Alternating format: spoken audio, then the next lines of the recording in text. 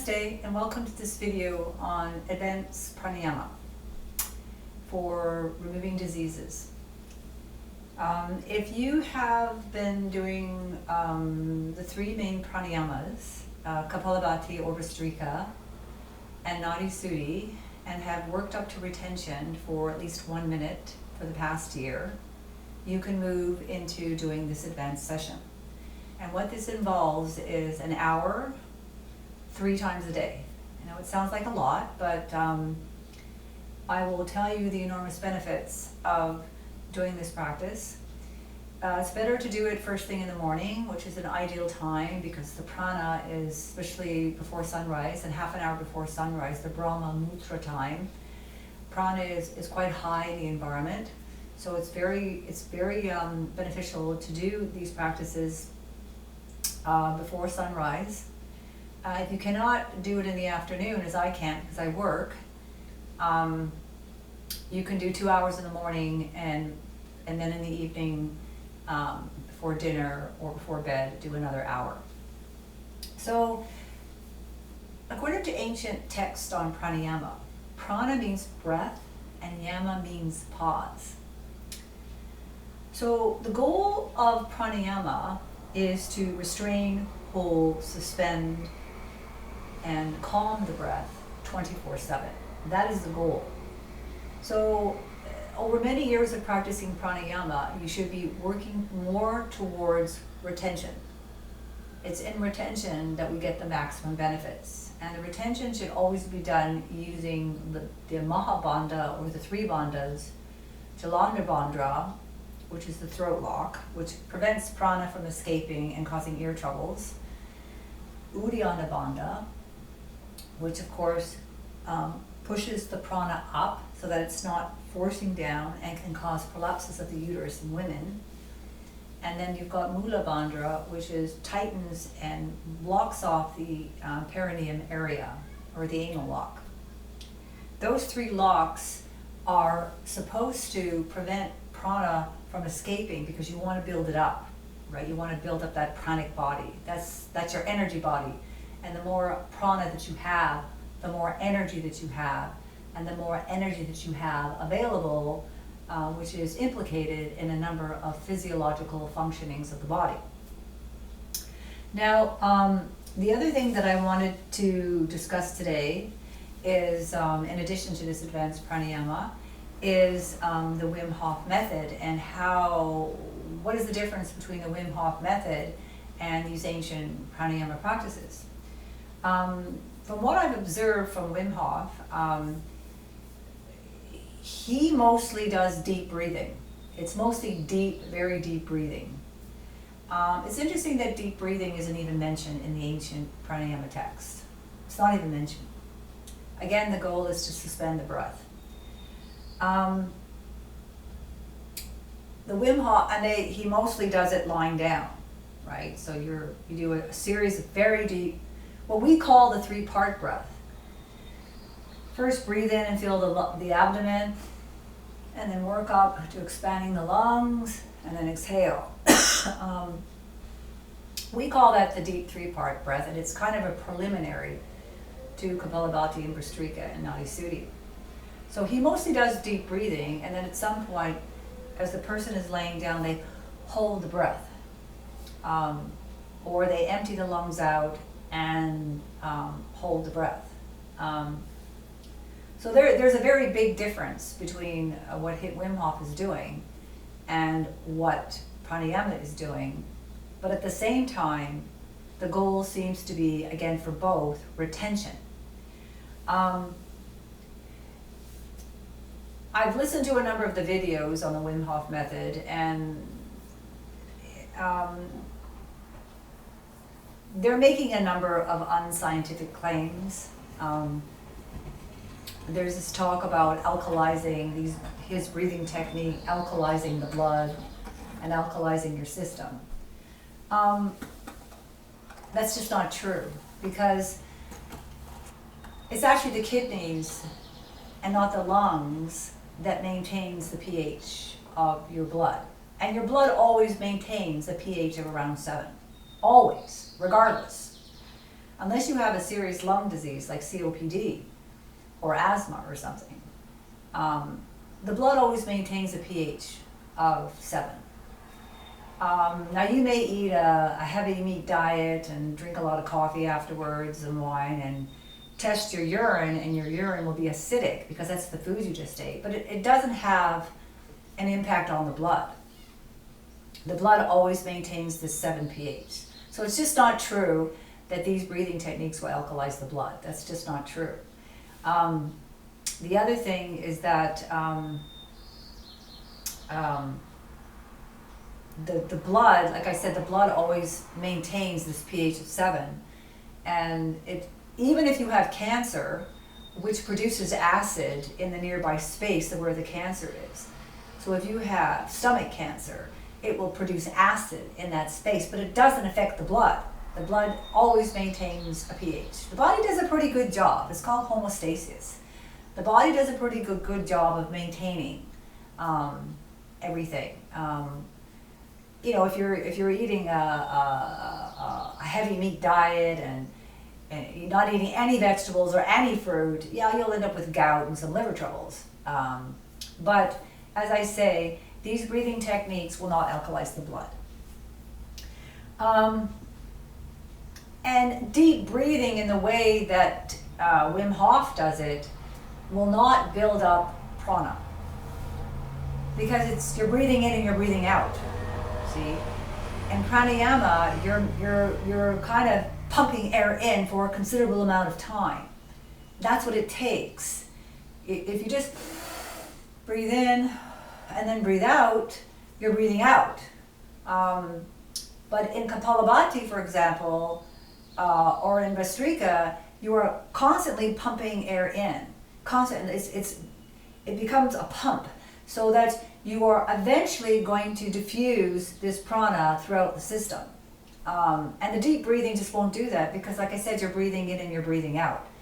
You have to constantly be pumping the air in and then retaining it and locking off these areas so prana doesn't escape. But deep breathing is beneficial. I'm not saying that deep breathing isn't, it's a beneficial practice. It just doesn't do what Wim Hof claims that it will do. You have to do a lot more. And Wim Hof does seem to be moving towards retention. But again, the way that he does retention without the locks means that a lot of prana, oxygen, will escape, because you have to lock to retain it. And he doesn't do that, and he does it lying down. We always recommend sitting up because you want your spine to be straight, right? We always recommend sitting up, but he has people lying down, and it's not, and people talk, I've read some of the responses that people have lost consciousness and they've gotten dizzy. You should know that these are not good signs. These are not good signs. That's not supposed to happen. That shouldn't be happening. The other thing that you should note about Mr. Wim Hof is that is a very, very pitta. Look at his face. You know, we're the same age. I think I'm a little older than him. He looks stressed. Now, he's very pitta. He's very fiery. He has a very high fire. So the lifestyle that he has, the ice and everything, is perfectly fine for him. And pitta types are very ambitious. They like intense competition. They like intense sports, but it's not good for them because it aggravates pitta. And his face is red. He has this red face, which is indicative of excessive pitta. Nonetheless, the cold is good for pitta because it cools him down, right? And this is according to Ayurveda. You couldn't get a Vata type doing this. A Vata type would become totally deranged by plunging themselves into ice. And Kapha types, it wouldn't work too well for Kapha types either.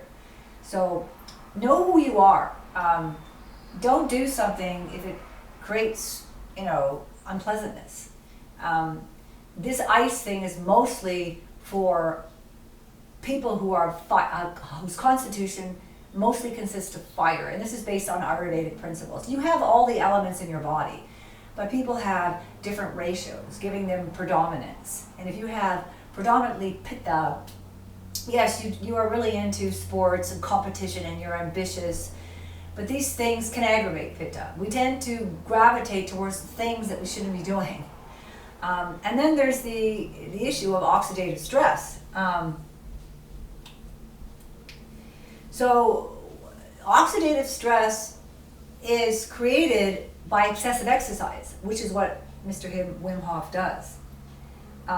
Using up oxygen in prolonged, intense exercise causes oxidative stress because it produces more free radicals than moderate exercise and can lead to heart disease and even cancer. What basically happens is if you're out there training and training and training and training, you're using up oxygen. You're using up oxygen. And your body doesn't have a time to recover. And what happens is you can age more. This will cause you to age more because and possibly die sooner by overwhelming antioxidant damage. When free radicals overwhelm your antioxidant defenses, your cells are damaged. And that's what causes oxidative stress. And that's caused by not allowing the body to recover by extreme exercise, CrossFit, interval training, which I did.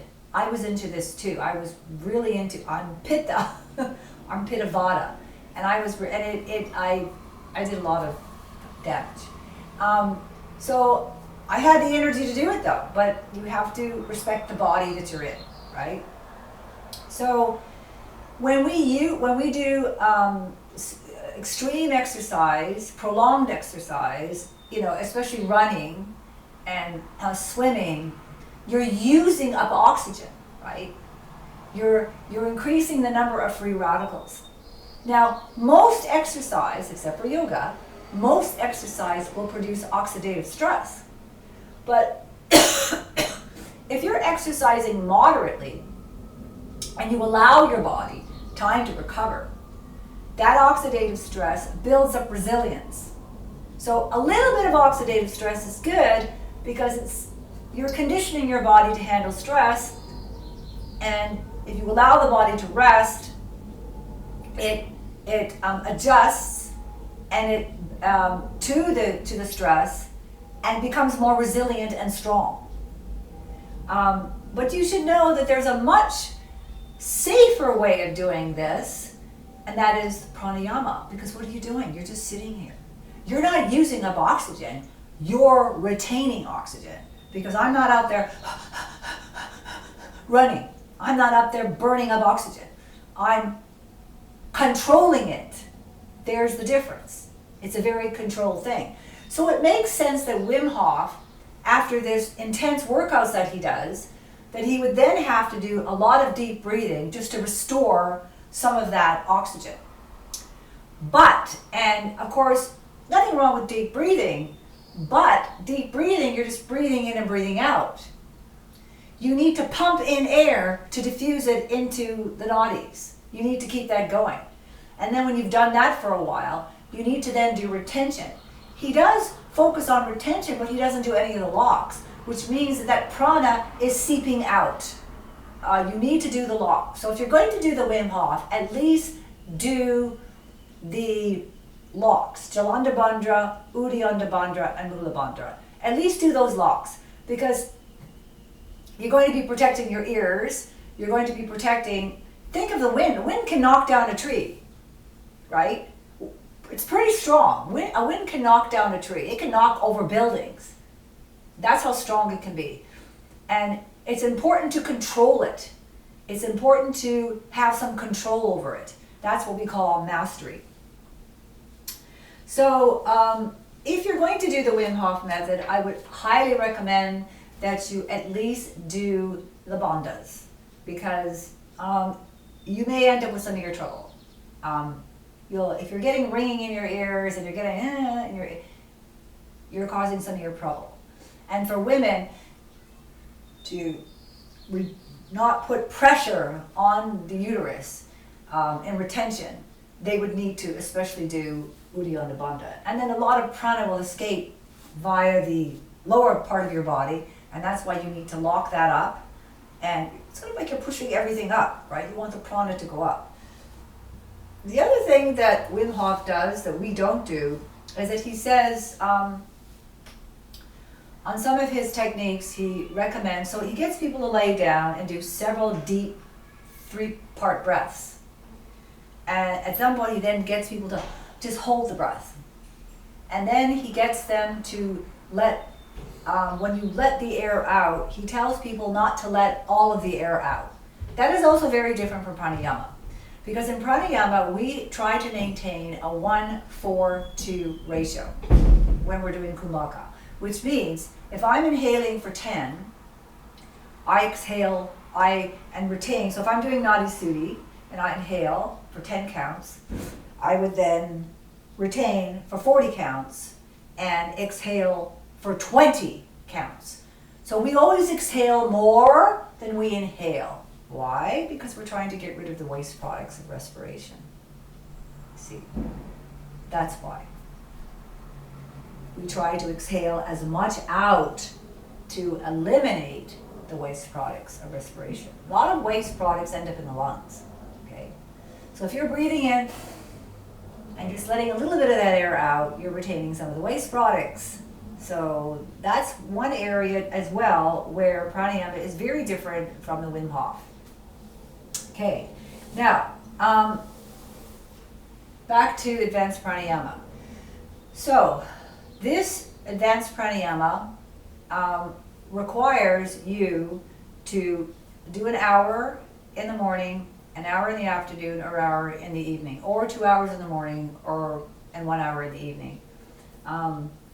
And the benefits of this are enormous because, as I said, the only way to really increase prana, to increase energy, is to retain it and to make sure that it's not escaping by doing the mahabandhas. So that has to be done.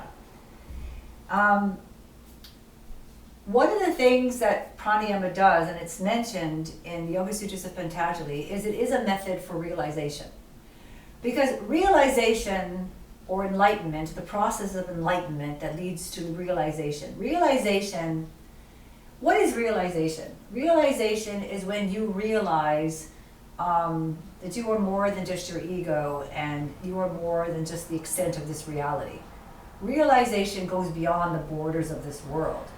You become aware of a much broader, pure consciousness, and aware that you are much more than the ego identity that was created in this life. The ego is just created out of the scripts and narratives in the immediate environment.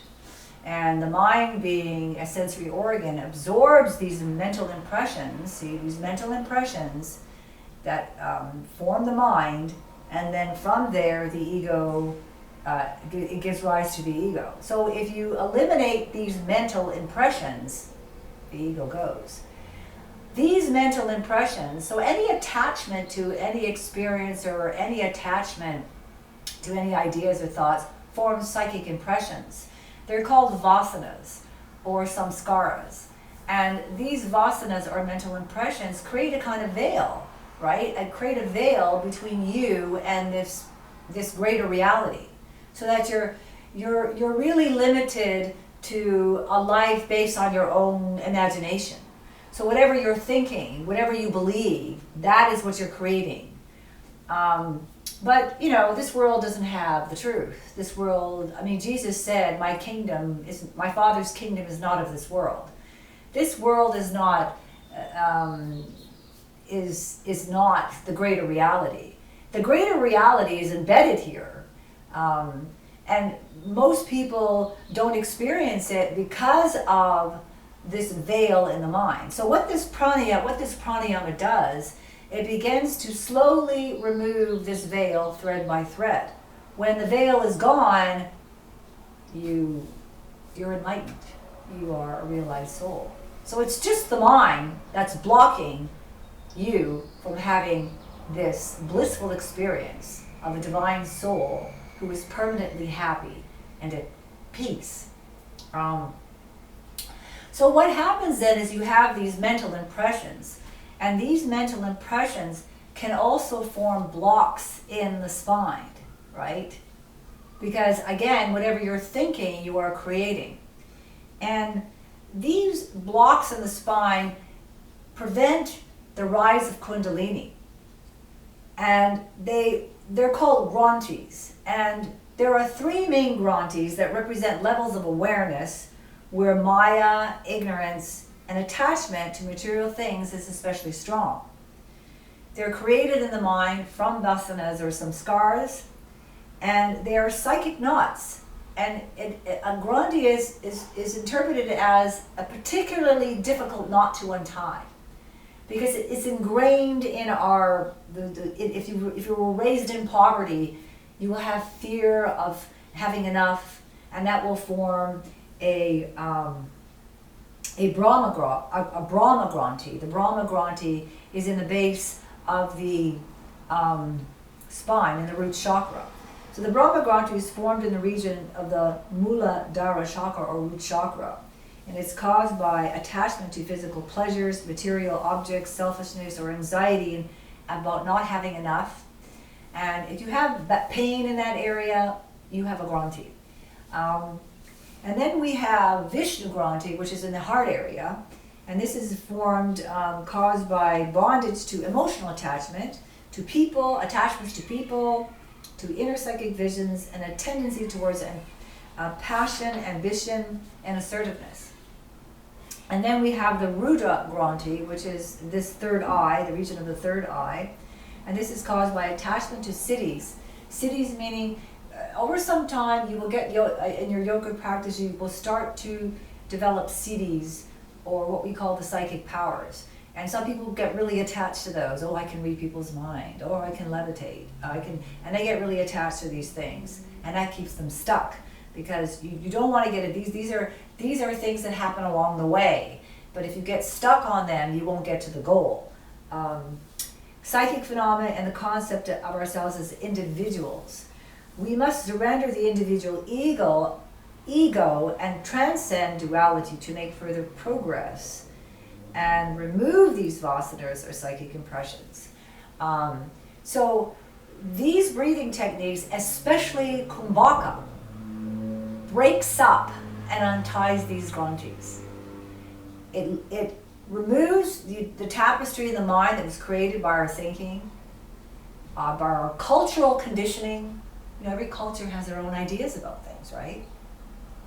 You know, created by our cultural conditioning. And it also removes and unties these very difficult knots to untie in the spine, which hinders the rise of Kundalini. So that is the greatest benefit, and you kind of have to do this for a while to break up those granthis. That's why it has to be done for a long time, and the pranayama sessions have to be longer, depending on the depth of your attachments. If you find yourself thinking a lot and can't get to sleep at night because there's just so much thinking going on, you probably have a lot of vasanas, and this will start to reduce the density of thought and thinking and create more peace and quiet in yourself. That is the main benefit, but it also has numerous other benefits. And again, one of them is building up the pranic body. You become like a planet. Your energy expands, and even if you have an illness, it won't bother you that much because you're so energetic. Especially a disease like cancer. Cancer tends to feed off you to fuel its tumor growth. So it takes a lot of energy out of you. But the pranayama replaces it. So even if you have cancer and you're in 4th stage, you won't be tired with these practices. And the cancer is unlikely to spread into the lungs if you're doing this level of practice. Now, before I begin with the method of this advanced pranayama, I just want to mention something. I want to include something else, and it's called Ujjayi Pranayama. So this is something that you do when you start inhaling, and it means control or victory arising from a process of expansion. That's what it means. And what it does, it enhances the ventilation of the lungs, it removes phlegm, it calms the nerves and fills the whole body with vitality. It's called the tranquilizing breath because it also heats the body, and whatever heats the body, of course, burns toxins. It soothes the nervous system and calms the mind and prevents insomnia, slows down the heart rate, so it's good for people with high blood pressure. So the method that we're going to be doing is we're going to start off with taking a couple of deep part breaths, just like the Wim Hof Method, but sit up. It's better to have the spine straight. Laying down. I sometimes lay in bed and we'll just keep doing Vastrika. But when it comes to retention, I don't do that laying down. It would just, I don't like I don't think it's good to put all that pressure in the head like that, or in the ears.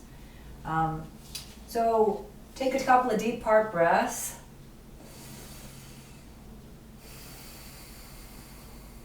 Fill up the belly, middle, lungs, and exhale. Now in my other video I talked about not moving the shoulders. If you're doing a deep breathing, you can do shoulder shrugs. Breathe in, breathe out.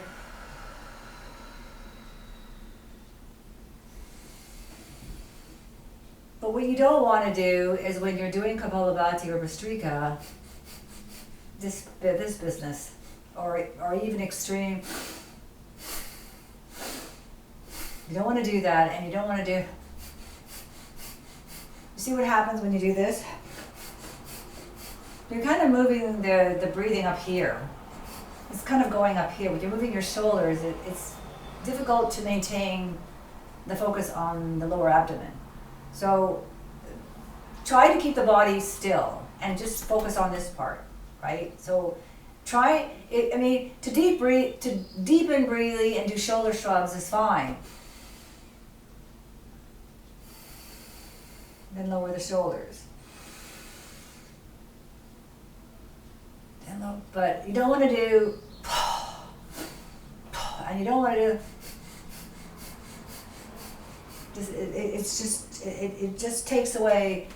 It brings the focus up here, and you're going to have shallow breathing, which defeats the purpose of this altogether, right? So take a couple of deep part breaths, just like the Wim Hof Method. Feel in the belly.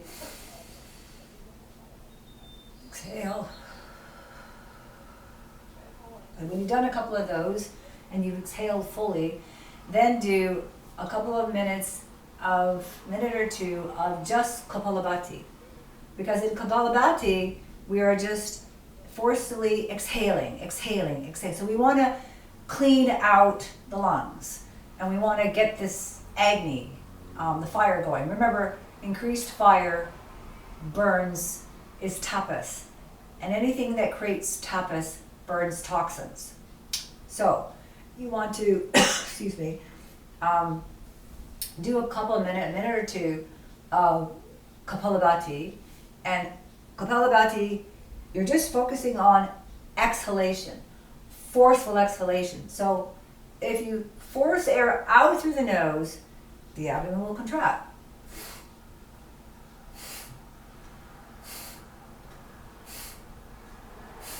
Doing it slowly.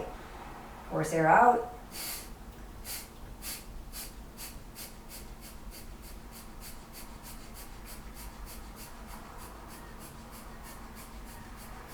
You can go at a speed that's comfortable for you. You can do slowly.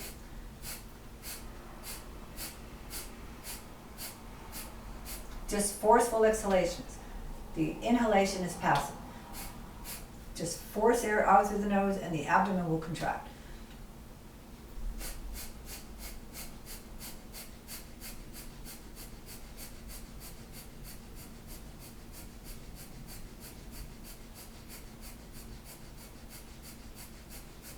So when you've done about a minute or two of that, then move into Vastrika, okay? And Vastrika, the inhalation and exhalation are equal, forced, and rapid. So you're using the whole of this. In Kapalabhati, you're just the lower, just contracting, contracting, contracting as you force air out. In Kapalabhati, you're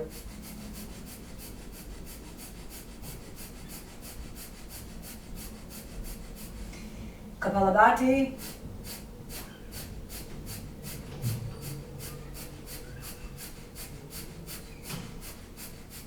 Vastrika.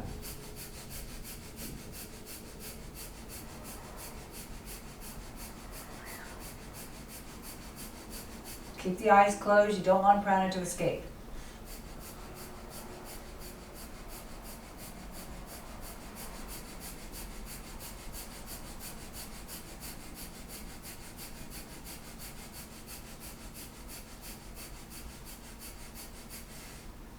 Then you want to do kumbhaka. So exhale, inhale. Now, when you get to the inhale, you want to do ujjayi. Ujjayi involves closing off the glottis. So if you close your mouth and sigh, just close your mouth and sigh. When you breathe in, when you sigh, see that feeling? That is ujjayi. It's here. Close off the glottis. So you should hear a hissing sound. It's also called the ocean, sound of the ocean sound, sounding, because it should sound like, when you listen to a shell and you hear this hissing sound, that's what it should sound like. So when you inhale to do kumbhaka, apply ujjayi, okay? So,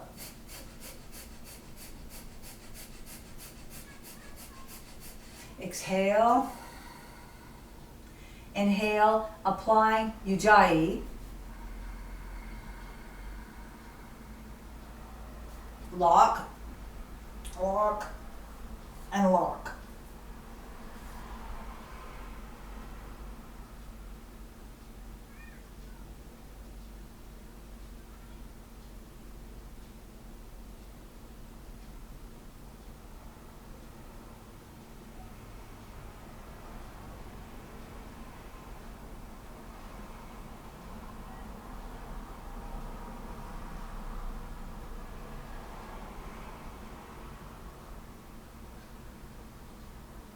And then slowly exhale. Remember, 1-4-2 ratio. So if you've inhaled for 10, you want to get to a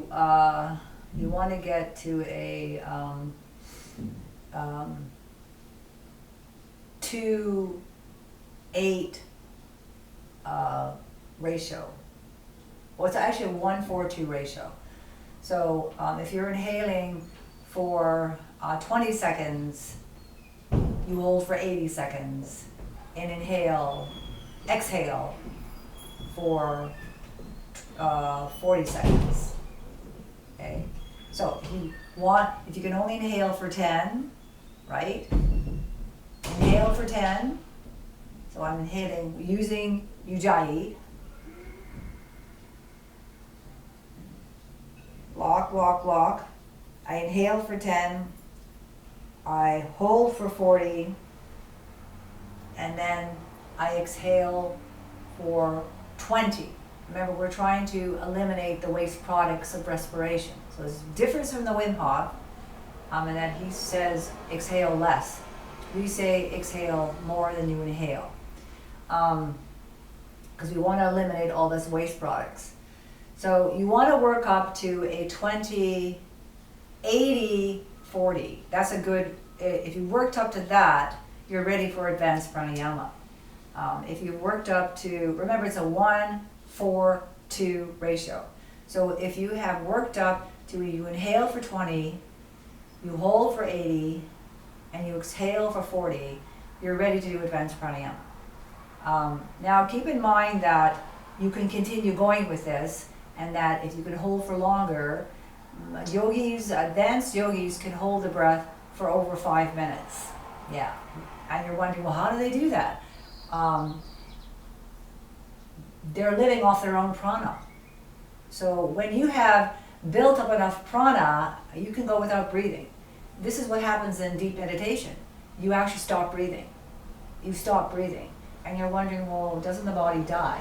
No, because you've retained a lot of prana. The body will only die if the brain doesn't get oxygen, right?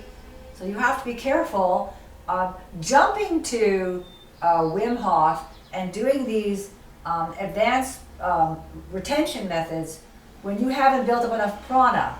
Because if you're letting out oxygen, and he lets out oxygen and tells the person to hold without the oxygen, so there's no oxygen, right? He tells people to let out the oxygen and to hold without oxygen. That is not a good thing to do if you haven't built up enough prana. Because, you know, if the brain goes without oxygen for, is it more than 4 minutes? I'm not sure. I think it's more than 4, you'll die. So what enables these advanced yogis to not die is because they've built up this prana. They have spent many years doing it. So then when they get to this meditation, it's all in preparation for meditation, because when you get into the highest levels of meditation and you go beyond the body, you're not breathing. What's happening to the body? The body is living off its own prana stores. That's what's happening. But you got to build that up. So and I've read in some of Wim Hof's the comments from people. One guy said he became unconscious. That's not a good sign. You're going without oxygen. So you have to do his method, you have to make sure that you've been doing pranayama for a while and have done retention and have built up sufficient stores of pranayama. And you'll know because you have a lot of energy. I always have a lot of energy no matter what. You'll know you have a lot of energy. So that's what enables yogis to stay in meditation for a week. They have suspended their breath, but the body has stores of prana and it's living off that prana. Okay, so that's what you need to understand. Okay, so this pranayama can be done. Your routine. Each section is you're doing 5 minutes. So it should take you about 5 minutes to do the Kapalabhati, then the Bhastrika, then the retention. So if you've worked up to retaining 2 minutes, and keep going, and you should always feel comfortable that you're not suffocating. If you feel like you're going to suffocate, then you got to stop. You should always feel comfortable, and that will feel comfortable once you've built up enough stores of prana. Okay. Then what you want to do about 10 or 15 minutes before you finish your hour, you want to do alternate nostril breathing. And this is particularly important for Vata, because Vata are mostly composed of prana and air, and they can easily get out of whack. And this is an intense practice for an hour, and they in particular need to do the Nadi Suddhi to balance it all out, because the Nadi Suddhi is then the equalizer breath, right? It equalizes the flows of energy between the right and left brain. And of course, the whole point is to, eliminate your ego and transcend the dualities, right? So this equalizer breath is very important, because you cannot transcend the dualities until they become equal, right? In other words, your left and right brain should be functioning simultaneously. Most people shift to the left brain and then to the right brain, or focus only on the right brain.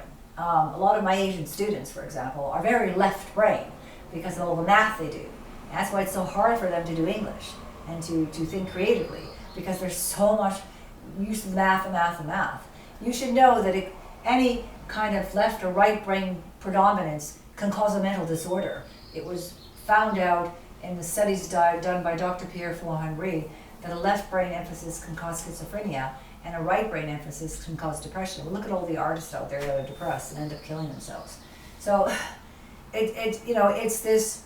So it's very important, especially for Vata, to do the equalizer breath after about 5 or 10 minutes before the hour is over. And it's I recommend I do about 5 minutes just before the session is over. Okay, so running through this again. Okay, take a couple of deep part breaths. Your round should be about 5 minutes. Okay, a round should be, and will consist of, take a few deep part breaths to begin.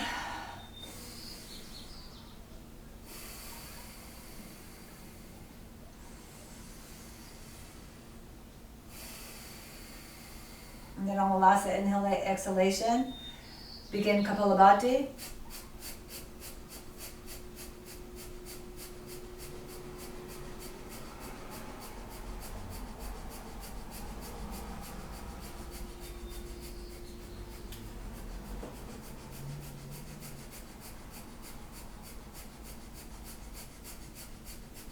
Move into Vastrika.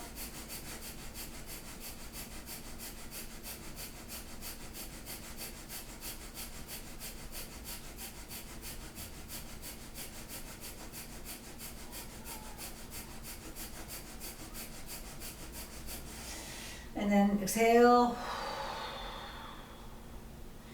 Inhale, slowly using Ujjayi. Count for 20, hold for 80, and exhale for 40.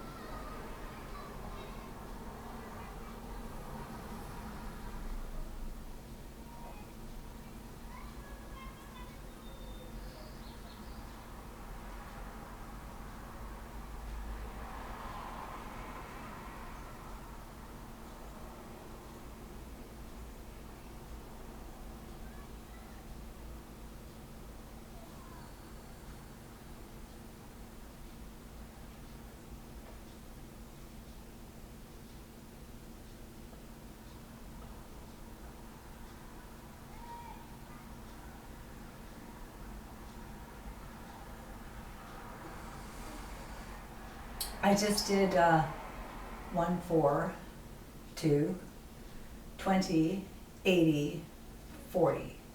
Inhale for 20. So always maintain the 1, 4, 20. Sorry, the 1, 4, 2. If you inhale for 20, hold for 80, exhale for 40. If you inhale for 10, hold for 40, exhale for 20. Okay? Work up. To do the advanced pranayama, you should have gotten to at least the 1, 4, 2, right? 20, 80, 40. Now, I can retain longer, and if you can retain longer without suffocation, do so. That is the point. Eventually, you'll be doing less and less of the Kapalabhati and Vastrika. You'll be doing less and less of that, and you'll be doing much more retention. And then after that, follow that with Nadi Sudhi, and by then you will have a nice meditation. So that is the advanced pranayama. There's more, but these are for students who again have been doing pranayama for at least a year. They have been doing Kumbhaka and have worked up to a 1, 4, 2, 20 inhalation, 80 hold, 40 exhalation. They're ready for this thing. And you want to try to hold the breath as long as you can. As I said, according to the Himalayan Institute, you are considered an adept at pranayama when you can hold the breath for 5 minutes and 19 seconds. You are considered an adept at pranayama. So yes, it is possible. Proceed slowly. Do not jump in. If you've never done this before, I would not recommend the Wim Hof. If you have never done this before, I would recommend you slowly start off with Kapalabhati and Nadi Sudhi. Just feel comfortable with those two things. And then once you get more comfortable, then you can start moving into Bastrika. And then when you feel comfortable with that, start adding retention and do that for a while. And once you've succeeded at doing retention, especially a 20, 80, 40 ratio, you can do the Wim Hof, because at least you have, built up that prana, right? And you can go without oxygen and you won't damage your brain. But I still recommend, if you're going to do the Wim Hof and you're going to retain the breath using the Wim Hof, please do the bandhas. Jalanda bandha, Uddiyana bandha, and Mula bandha, because it's much more effective, and you won't do any damage. And you will be blocking off those areas that can cause prana to escape. And it's much more effective at retaining and building up the pranic body.